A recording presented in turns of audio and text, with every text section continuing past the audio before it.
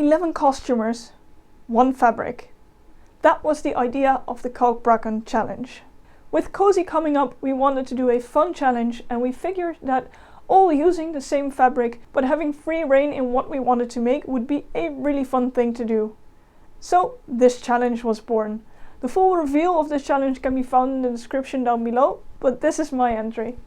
Personally, I chose to go for a modern pattern. I got it from this Knipmode Magazine, and it's basically this jacket, which is a mix and match pattern that I have been wanting to make for quite a while, and this challenge I thought was perfect for it. So, 11 costumers all over the world. Where are you going to find the same kind of fabric? At IKEA, of course. So we all went to IKEA and bought the same fabric with the name Kälkbraken, hence the Kälkbraken challenge. So without further ado, let me show you how I made my entry.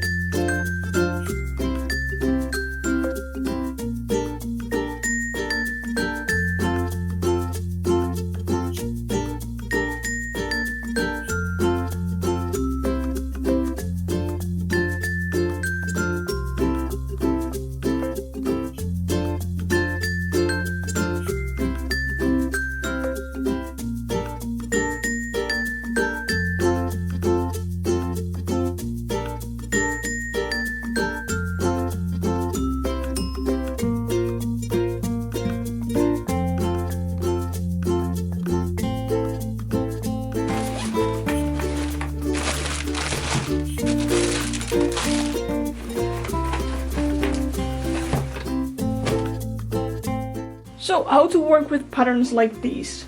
The magazine mentions that for the front panel of the jacket we need number 1 in black.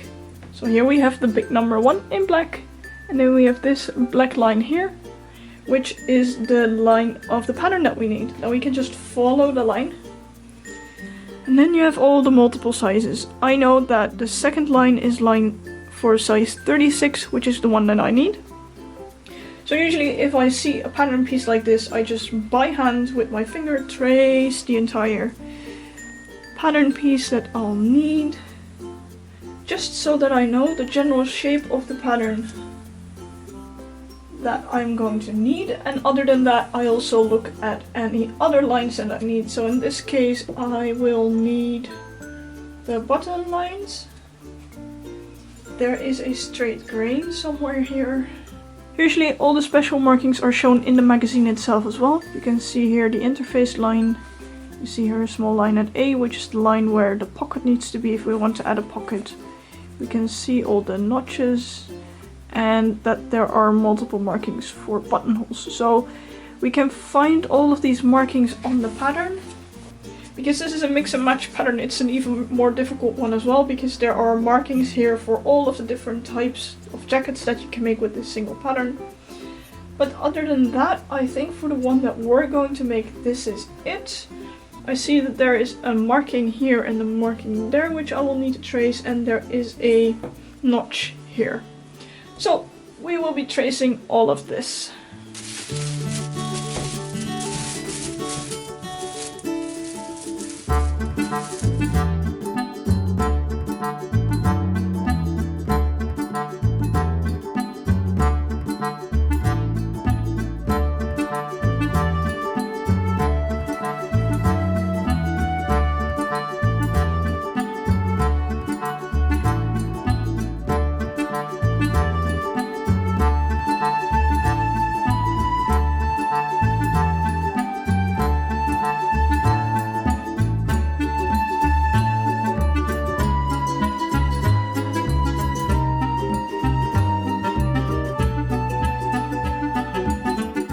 I usually find the Knipmode bodies to be a bit short, so I'm adding 5 cm to the bottom of each part. The sleeves also appear to be a bit short, so I'm adding 5 cm there as well. I can always cut it off later if needed. For the lining we have a nice use what you have fabric. It matches quite nicely in color and it feels pretty soft.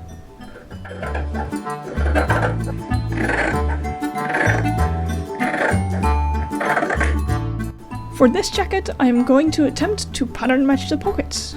I have never tried this before, so bear with me. I put the pattern piece on the front panel and traced the fabric pattern on the pattern piece. Then we can match the traced pattern on the fabric and cut it out. Hopefully this will lead to some nicely matched pockets.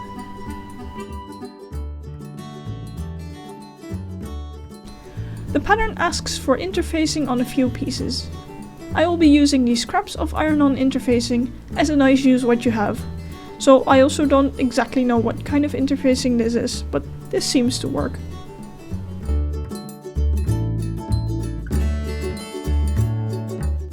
If I put the pocket down, I notice that the matching is pretty well, except that the line where I actually had to put the pocket is all the way over here. The reason for that is that I forgot that we have to fold the part over, so I lined up the top of the pocket pattern piece on this line, while I should have lined up the fold line on this line. I think I'll just pin it on and look in the mirror how weird this is, otherwise we'll have to redo the pockets. So I held this up in front of me, and the top of the pocket is now around the part of the fullest part of my breast line. Which makes it not really an awkward placement. It's a bit on the low side, but I don't really mind actually, because if the pocket is higher and I put something in there, it sticks out really awkwardly, because then, well, the fullest part of my chest is here, which means that it has to balance somewhere over it. If I put something in the pocket now, it can just hang below it and fill up that space, I suppose. So let's just keep the pockets here and sew them on.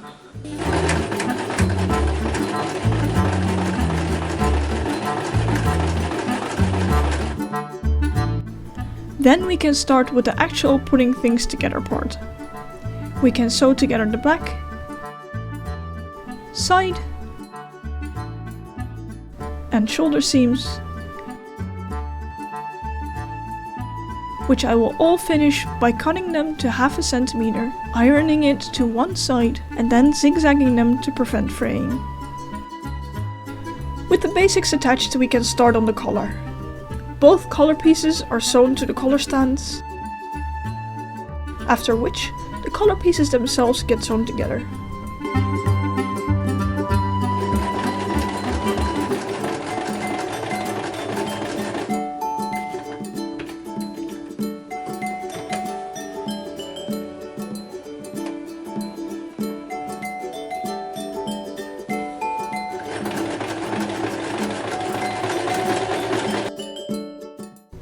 Then the seams are finished. The collar is turned right side out and pressed nicely. It is then attached to the jacket piece.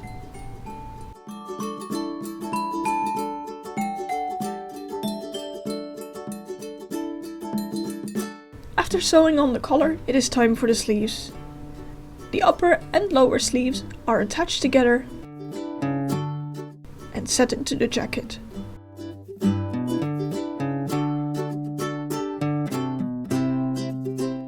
With the sleeves inserted, it starts to actually look like a jacket, which means that the next step is to insert the shoulder pads.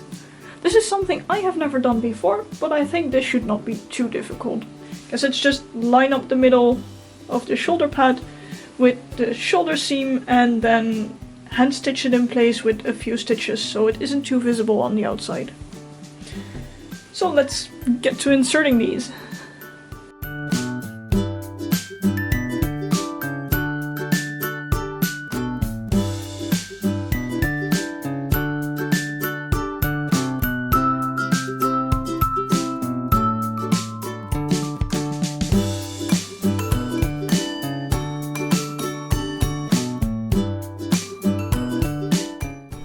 With the shoulder pads in, the outside of the jacket is as good as done and we can start with the lining.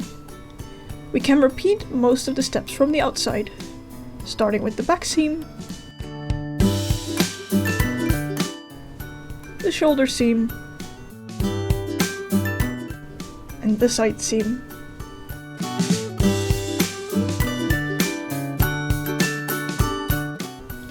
After that, the interfacing pieces are sewn together and attached to the lining to complete the pattern pieces. Well, will you look at that? Just the interfacing with the lining already makes like a funny looking jacket. Which makes me realize that the IKEA fabric with the lining that I had laying around is actually a pretty nice color combo. I'm happy with that.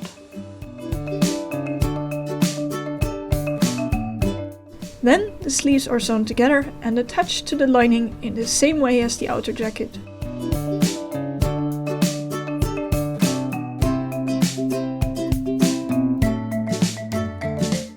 With this, the lining is complete. Next, it is shoved inside the outer jacket, sewn together at the front and neck seam in one go.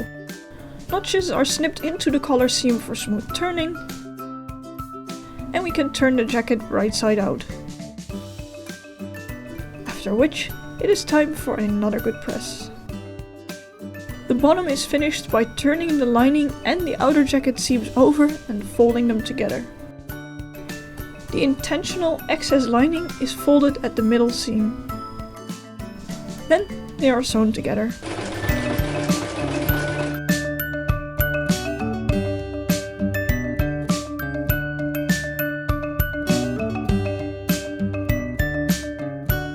Which leaves us with just the sleeves, which are finished by cutting the lining fabric short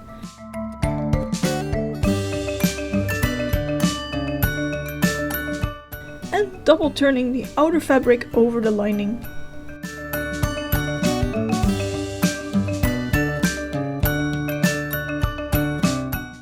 And with that, the jacket is completely together. All it needs are some buttonholes, which are stitched on with the buttonhole settings of the machine, and some buttons, which are another. Use what you have. There we go, one Kälkbraken jacket. I really like how it turned out, as in, the fabric is nice and sturdy, so it's actually a relatively warm jacket. This is perfect for spring or autumn, when it's just not warm enough to go out with a jacket, but you don't want something too warm either. And it's plenty business casual enough to wear to the office. I really enjoy it. Personally, something that I'm really happy about is that this is the first item ever I made with shoulder pads, and I think they look quite nice and it works. Aside from that, I am really happy how the pattern matching on the pockets went. I think you can hardly see them, which is perfect when it comes to pattern matching. They are a bit lower than anticipated, but I actually quite enjoy the placement, because otherwise they would be way up here, and I think that would have looked awkward anyway. So yeah, I'm definitely enjoying this jacket. It's also a nice length for both the sleeves and the bottom, which, well, I needed the tiny bit extra that was added. Aside from that, it is of course fully lined, and I am really happy with the color of this lining. It's use what you have, it is what I had laying around, but it matches perfectly, if I may say so myself. And it's really nice and soft as well, so this is definitely an enjoyable jacket to wear as well. The only slight downside is that I don't have all of the movement in my arms. But I mean, it's a perfect jacket to just wear to a neat birthday party or to the office where I don't need full range of motion anyway. So this was my entry into the Kälkbraken fabric challenge. I hope you enjoyed this. I also hope you enjoyed the full reveal video, which of course you can find a link in the description down below. And if you want to see more of my sewing videos, please subscribe. And with that, I hope you enjoyed watching, and see you next time.